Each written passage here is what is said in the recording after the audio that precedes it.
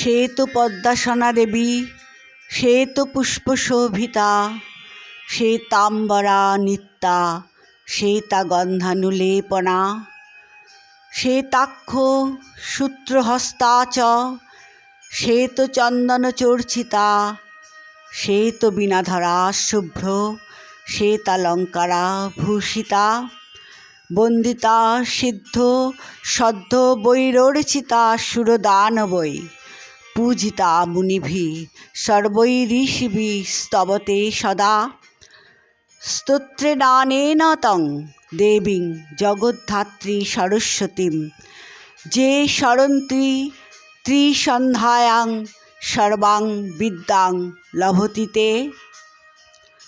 দুরন্তের হইচই চ্যানেলে সবাইকে স্বাগত। এখন এসো আমরা দেবী সরস্বতীর কথা শুনি। বাংলায় তো আর উৎসবের অন্ত নেই। কথায় বলে এখানে নাকি 12 মাসে 13 পার্বণ লেগেই থাকে। উৎসব মানেই তো খুশির আনন্দ। সেই সুখ অবশ্যই যেন কোনো ক্ষুদ্র গণ্ডির মধ্যে গুটি কয়েক মানুষজনের ভিতরে আবদ্ধ না থাকে। কারণ উৎসবের আনন্দ সবাই মিলেমিশে ভাগ করে নেয়ার মধ্যেই তার সার্থকতা। যে কোনো উৎসবে সব কিছুই মাটি হয়ে যায় যদি না সেই উৎসবে সমাজের বিভিন্ন স্তরের মানুষ সামিল হতে পারেন। আগামী বসন্ত পঞ্চমী তিথি এমনই একটা সার্বিক মিলন দিন, সরস্বতী পূজা। বিদ্যার অধিষ্ঠাত্রী দেবী বীণা পাণির অর্চনার মধ্যে যে আন্তরিকতা আর ধুমধাম চোখে পড়ে তা কেবল বাংলার সর্বপ্রধান উৎসব দুর্গাপুজোর সঙ্গেই তুলনীয়।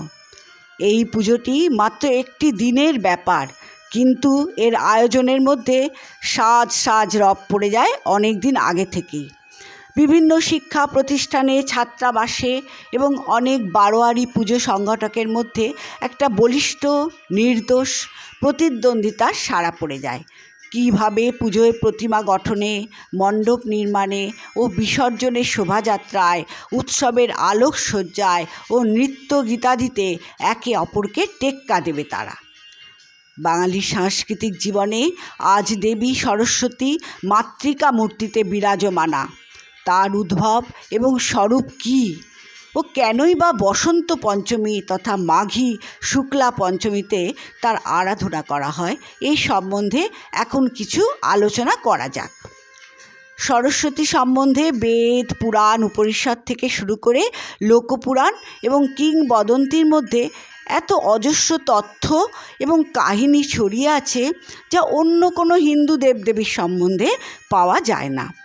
সরস্বতীকে বাক এবং শিল্প, কৃষ্টি, কলার দেবী রূপে যেভাবে কল্পনা করা হয়েছে তারা হলেন বাক, বিরাজ, ভারতীয় ব্রাহ্মী, পুটকারী, শারদা, বাগীশ্বরী, বেদমাতা, শতরূপা, মহাশ্বেতা, সর্বশুক্লা এবং সরস্বতী। ঋগ্বেদে তাকে নদী রূপে গণ্য করা হয়েছে।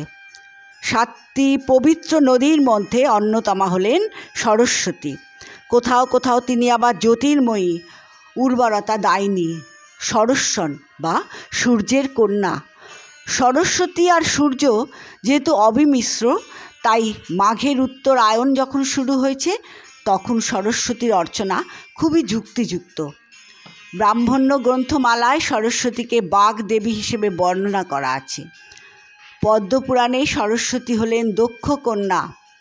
ভগবত পুরাণ, মৎস্য পুরাণ, কাঠক উপনিষদ ইত্যাদিতে সরস্বতীকে আবার ব্রাহ্মণ কন্যা মনে করা হয়।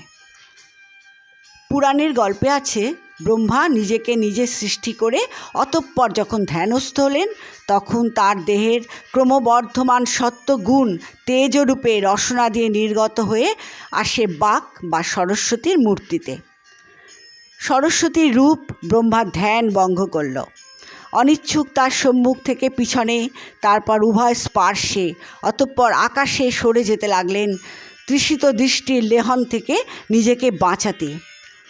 কিন্তু তিনি যেদিকেই যান সেই দিকেই ব্রহ্মার পঞ্চমুখ হলো। অবশেষে বাগদেবী স্রষ্টাকে এড়াতে পারলেন না।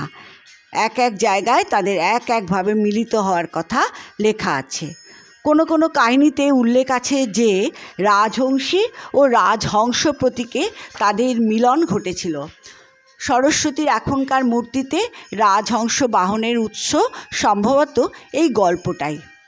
মৎস্য পুরাণে আছে পরমাত্মার মুখ থেকে নির্গত শক্তিদের মধ্যে সরস্বতী সর্বশ্রেষ্ঠ। তার রূপ দেবীর মতো, তিনি সর্বশুক্লা বা মহাশ্বেতা, বীণাধারিণী, কেশরাজিতে চন্দ্রশোভাময়ী, শ্রুতি ও শাস্ত্রে পারঙ্গমা এবং সৃজন প্রেরণাদাত্রী ও পদ্মাসনা। বাঙালির নিজস্ব দেবদেবীর জগতে তিনি শিব দুর্গার কন্যা। ব্রহ্মকৈবর্ত পুরাণ অনুসারে এবং বাংলায় লৌকিক চিন্তা ভাবনায় সরস্বতী নারায়ণের পত্নী, সেখানে তিনি লক্ষ্মীর সপত্নী।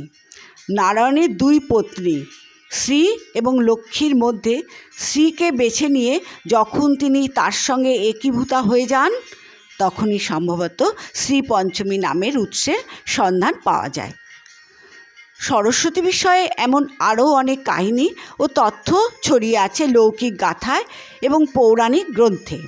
বসন্ত পঞ্চমী সম্বন্ধে আরেকটা কথা বোধহয় খুবই প্রাসঙ্গিক, তা হলো এই দিনটি থেকেই উত্তর পূর্ব ভারতের অনেক রাজ্যে হোলি উৎসবের সূচনা হয়। জেনে রাখা ভালো যে এই বাগদেবীকে কিন্তু আমরা বিভিন্ন দেশে বিভিন্ন মূর্তিতে দেখতে পাই। তিব্বতের লাসায় পাওয়া গেছে পদ্মাসনা সরস্বতী মূর্তি।